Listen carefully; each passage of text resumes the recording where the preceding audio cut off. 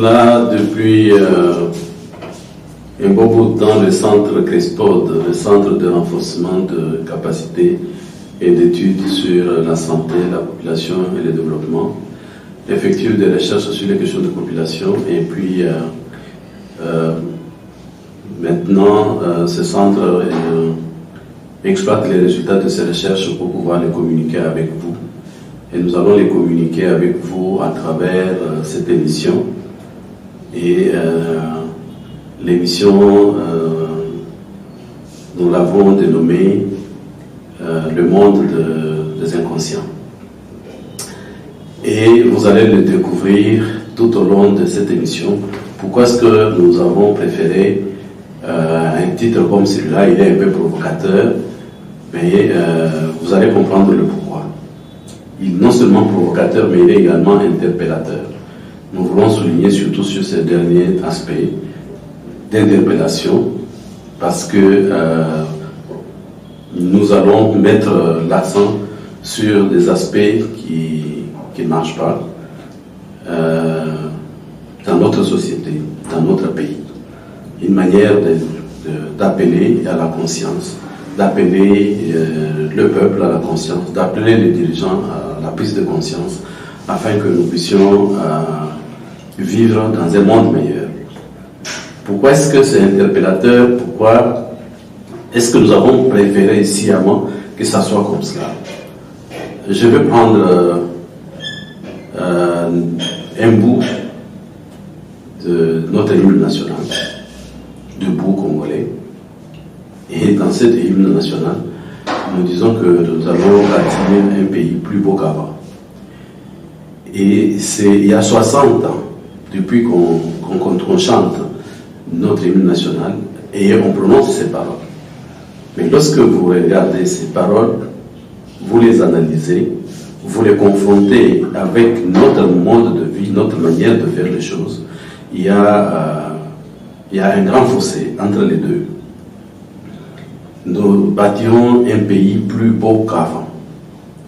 Plus beau qu'avant, lorsqu'on a conçu cette hymne nationale, nous sommes au début des années 60, et le pays qu'on devait bâtir plus beau qu'avant, ça devait être plus beau qu'avant la période coloniale. Alors, vous pouvez vous-même, là où vous vous trouvez, vérifier, chercher quelques données, si vous pouvez nous dire si nous avons réussi à bâtir le pays plus beau qu'avant 1960. Eh bien, c'est de ça qu'il s'agit aussi. C'est de cela qu'il s'agit dans le cadre de cette émission. C'est de voir si nous sommes vraiment conscients de ce que nous faisons. Est-ce que nos dirigeants sont conscients de ce qu'ils font? Je ne sais pas si vous avez déjà suivi un reportage sur la situation de 1962, lorsque M. Adoula était Premier ministre de ce pays. Et lorsque vous regardez, on va vous mettre un petit morceau de ce reportage, vous allez voir que ce qui s'est passé en 1962 se passe aujourd'hui encore. Aujourd'hui encore, la situation économique de 1962, les plaintes qu'exprimait le Premier ministre Adoula, ces plaintes-là, nous les exprimons encore aujourd'hui. La manière de se comporter de nos politiciens, nos dirigeants en 1962, c'est exactement ce qui se passe aujourd'hui. En d'autres termes, nous sommes dans ce que Kofi Olomide appelle Toza au rond-point. Je crois que vous avez déjà entendu, vous suivi cette chanson-là. Et cette chanson-là, c'est également, ça nous interpelle, ça interpelle tout le monde. Il dit Toza au rond-point. Nous tournons autour d'un rond-point. Toza au tourniquet. Et c'est ça ce qui nous caractérise, ce qui caractérise l'homme congolais, le peuple congolais. L'inconscience, là, on la retrouve du côté des dirigeants qui font des choses, qui font des promesses, qui ne cadrent pas avec En fait, les déclarations ne cadrent pas avec les faits, avec les actions. Pendant ce temps, la population à qui on promet ces choses-là, mais la population dans cette démocratie, cette population-là ne suit pas non plus le comportement des dirigeants pour pouvoir les sanctionner. Ce qui est bizarre, M. Montinga Mutouchaï a écrit un beau livre sur l'inconscience. Il a intitulé La République des inconscients. Je ne sais pas combien de Congolais ont eu le temps de lire ce livre-là. La République des inconscients. Et ce livre-là a été baptisé par M. Kemboa Dondo, qui était le président du Sénat. La République des inconscients. Et lorsque Montinga écrivait ce livre-là, quand il a publié, il était au bureau du Sénat. Et il a dénoncé des choses qui, si seulement les Congolais étaient vraiment conscients, beaucoup allaient être dans les rues pour pouvoir marcher et exiger le changement total. Le changement dont parlait déjà plusieurs années M. Étienne Tshisekedi. Et lorsque M. Étienne Tshisekedi interpellait le pouvoir Mobutu, on n'avait pas compris par le peuple congolais. Le peuple congolais, pour qui il se battait, ce peuple-là ne l'avait pas accompagné. Au contraire, c'était celui-là, le tortionnaire, qui était appuyé.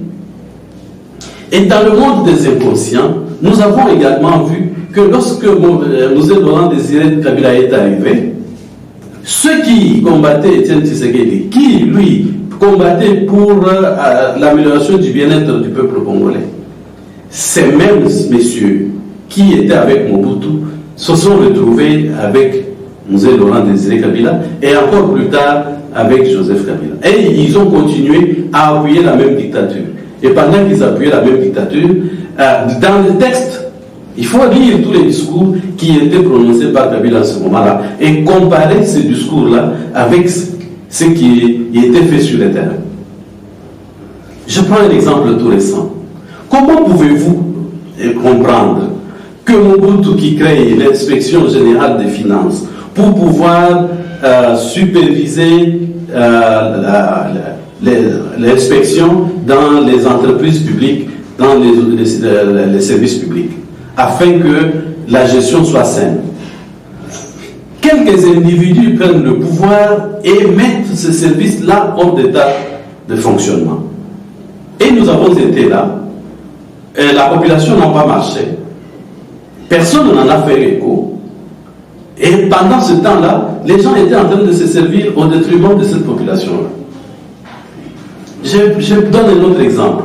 Comment pouvez-vous comprendre que tout récemment, on puisse affecter près de 4 millions de dollars à réfectionner la salle de réunion du Sénat?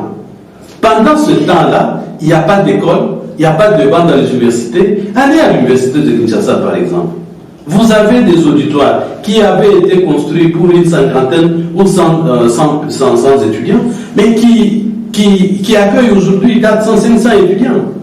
Et les enfants sont assis juste sur les fenêtres. Et l'enseignant est en train de transpirer pendant qu'il est en train de travailler. Je crois que vous comprenez de quoi je parle quand on parle du monde des inconscients. Les inconscients, ce n'est pas seulement cette population, les inconscients se trouvent également du côté des dirigeants. C'est ce qu'on appelle la mauvaise gouvernance. Et nous allons revenir dans le cadre de cette émission sur beaucoup d'exemples qui montrent que nous avons pataugé dans cette inconscience de part et d'autre. Et pendant ce temps, on nous faisait croire que nous étions dans un pays démocratique. Un autre exemple qui passe rapidement à l'esprit. Donc, Mobutu prend le pouvoir et il change le nom du pays, du Congo démocratique en Zaïre. C'est une initiative privée. Et le monsieur, parce qu'à ce moment-là, la parole du guide avait force de loi. Kabila père qui arrive, en combattant ce que Mobutu faisait, de lui-même, il change la dénomination. On passe du Zaïre en République démocratique du Congo, sans consulter personne. Et puis nous devenons la République démocratique du Congo, alors que les méthodes de gestion, les manières n'avaient rien à voir avec la démocratie. Et ça faisait même honte lorsqu'on pouvait se dire République démocratique du Congo au lieu de République dictatoriale du Congo. Tous les temps que nous avons vécu avec Kabila père comme Kabila fils, qu'est-ce qu'on avait de démocratie pour que le pays là puisse avoir comme dénomination République démocratique du Congo? Aviez-vous déjà rencontré certains citoyens du monde et avez-vous eu leur regard, hein? Comment ils pensaient des Congolais ou du Congo par rapport à cette dénomination-là? Je pourrais même encore dire, est-ce que ce n'est pas à cause de ça que le journaliste de la RFI a imaginé son émission sur la République très démocratique du Gondwana? Est-ce que ce n'est pas venu de notre République ici, la République démocratique du Congo, où il n'y avait rien de démocratique? Pas de démocratie, mais on appelle ça République démocratique du Congo. Bien, c'est de tout cela que nous avons parlé dans le cadre de cette émission. Eh bien, merci beaucoup. À la prochaine.